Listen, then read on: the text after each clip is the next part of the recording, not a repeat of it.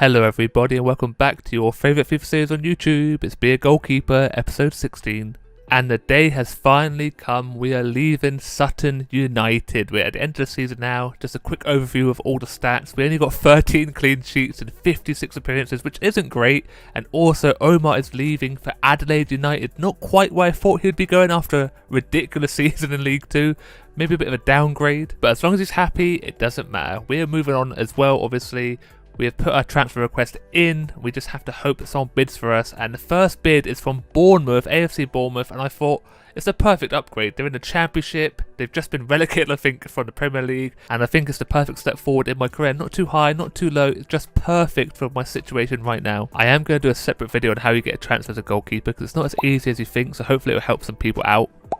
No legs. It's also nice that they haven't fixed the no legs glitch. Because I wear trousers when I play, they don't render in legs for me for some reason. So I just run around with no legs, no socks, just shoes and shorts apparently. But here we are looking all good in the Bournemouth kit. It does really suit me. It actually makes me look like a goalkeeper now. I'm number 1, which I'm not too happy about. I'd rather be number 20 still. Since we're in a new kit, it's time to change our gloves and boots. So we move on with Umbro, who sponsor Bournemouth. Nice shoes. And I did try matching the colour scheme, so I've gone for these black and yellow Umbros. Sadly, there's no Umbro gloves, so I've gone for these yellow and white ones with the number 1 on them. I think it looks okay, not the best, but we stick with it. And now we finally move into our first game for Bournemouth. So if you do enjoy this episode, make sure you leave a like on the video, subscribe if you're new, turn your notifications on, and let's get into this. My first bit of action is from a corner. I don't know why they're making a substitute goalkeeper when we have a corner to defend, but either way I did well. Gathered the ball, had nice safe hands, and now we go on the attack not long after it. And we have Brenton Diaz, the Englishman that's gone to Chile now, who plays for Chile International, and he's pretty decent. Also, Brooks here gets the first goal. You're never gonna catch me. You're wasting your time. That I have seen. It's a good old finish at the near post, and I'm telling you now, we're going to score so many goals. Just look at this episode, it's ridiculous, but look at that finish. Near post, keeper should definitely be saving it, but Brooks, I think he actually had cancer not long ago, but now is cancer-free, so it's good to see, and he's scoring goals for me, and I absolutely love it. Another thing I love is we're taking shots from long range. Doesn't quite go in, it's a decent enough effort. The keeper did have to make the save, but you know what does go in? This one right here, a little Trivela from Brooks himself, 76 minutes, and the passing is ridiculous. I'm just gobsmacked at how well we're passing the ball. We struggled a bit at Sutton, but now look at this, 1-2s in the box, back, forth, easy as you like. Defenders have no idea where they're going, and then he has the cheek to Trivela it past the goalkeeper. Wasn't necessary at all. Maybe he's too left-footed, but it's a good goal, and it's 4-0 in the first game we have seen. Crazy stuff. It could get better here.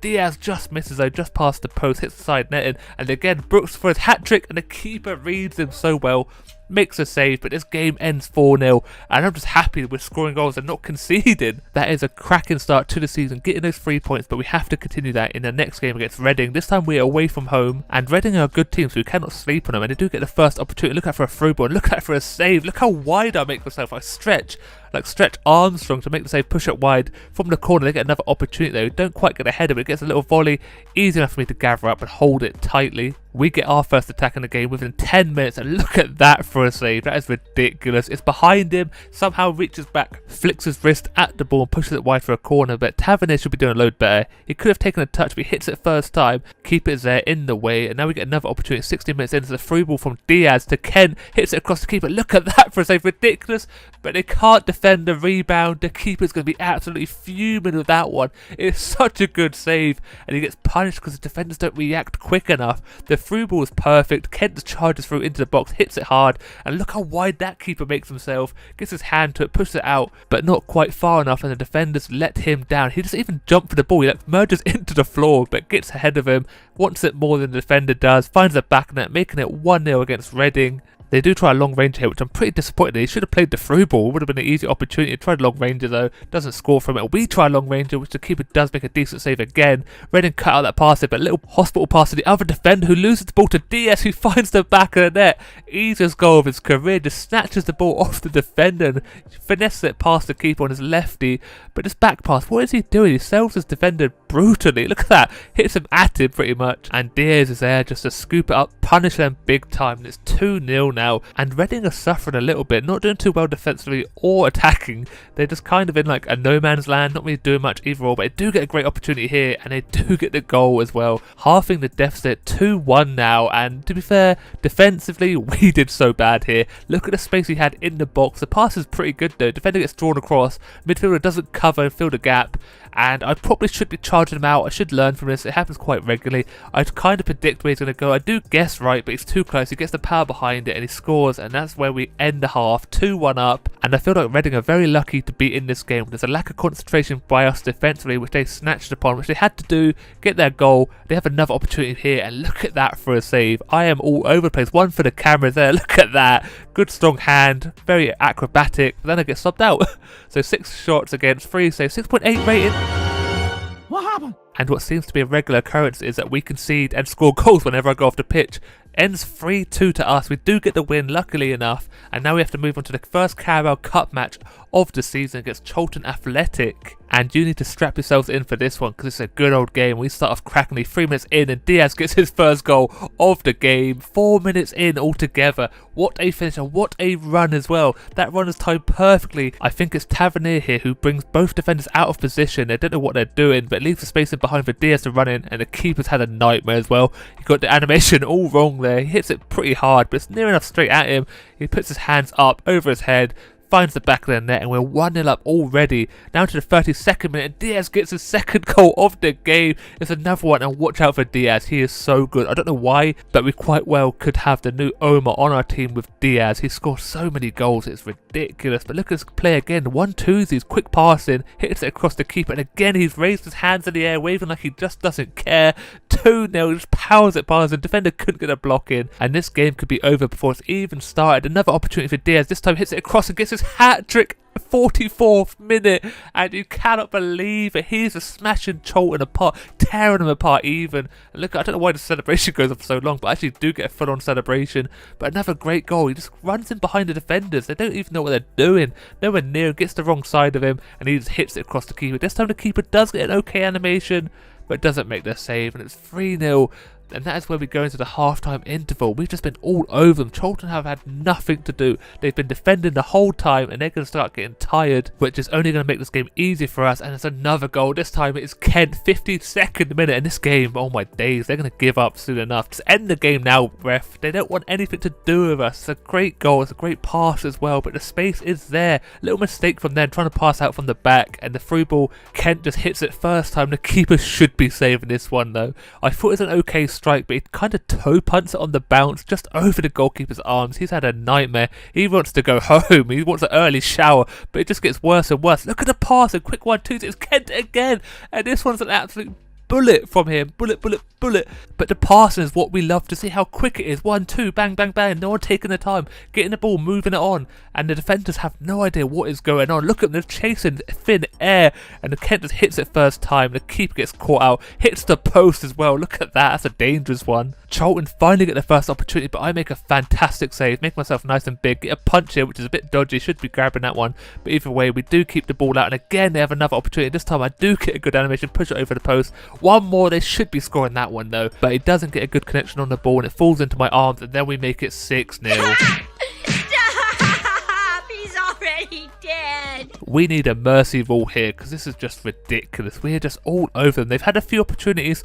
Tavernier with the goal, and again, the passing around the box is ridiculous. We had a corner which it didn't clear well enough, and the passing again, look, it lays it off the Tavernier. The keeper again kind of does a weird animation, kind of dodges out of the way of the ball, hits it well, but keeper should be saving that one. No excuses. 6-0. It can't get much worse, can it? And yes, it can. This, again, is a perfect play to pass from Tavernier. You don't expect it, but he's not greedy. He's a team player. Pass it across to, I don't even know who this is, but he finishes it, making it 7-0. Just end the game, ref. But once more, look at the passing. 1-2s, a run off the man. Tavernier and the pulled across.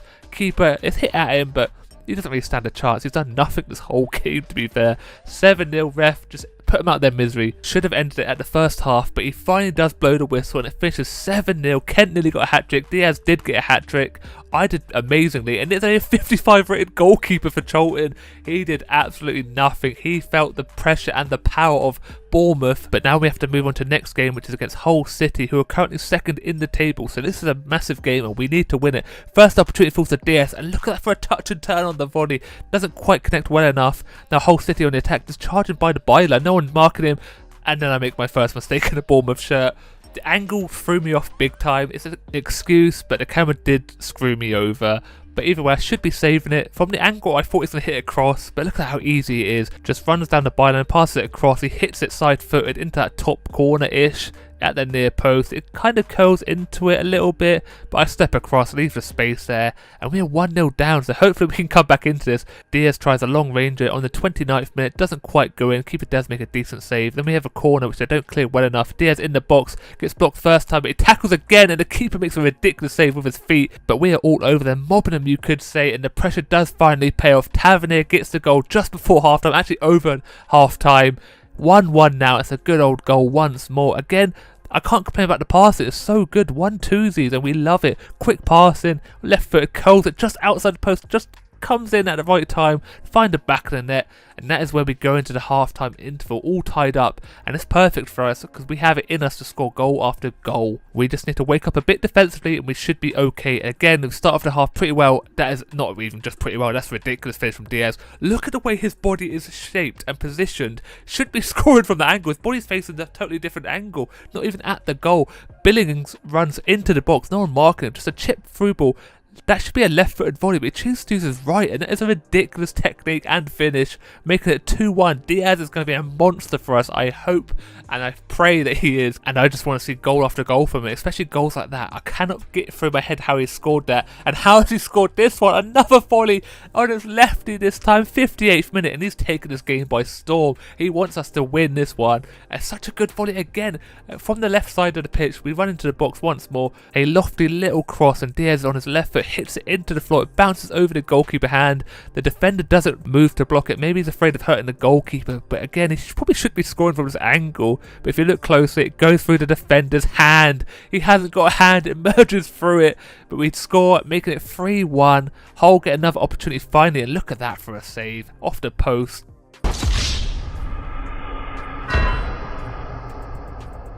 Caused myself some damage for making a save, but I do get subbed out. Only one save, I think I made 2, but the game doesn't register all them. But we do win 4-2. Again, we concede and score once I go off the pitch, but I don't care. A win is a win, but all I can say is I think I've made the right choice by moving to Bournemouth. They're playing out of their skin, and hopefully they continue. You have to let me know in the comments what you think of my move to Bournemouth. If you think it's the right one, or if you think I've made a mistake, let me know. But that's going to be it for today's episode. I hope you enjoy. If you did, don't forget to leave a like on the video, subscribe if you're new, turn your notifications on, and as always, look after yourself, stay safe, and I will speak to you next time. Goodbye.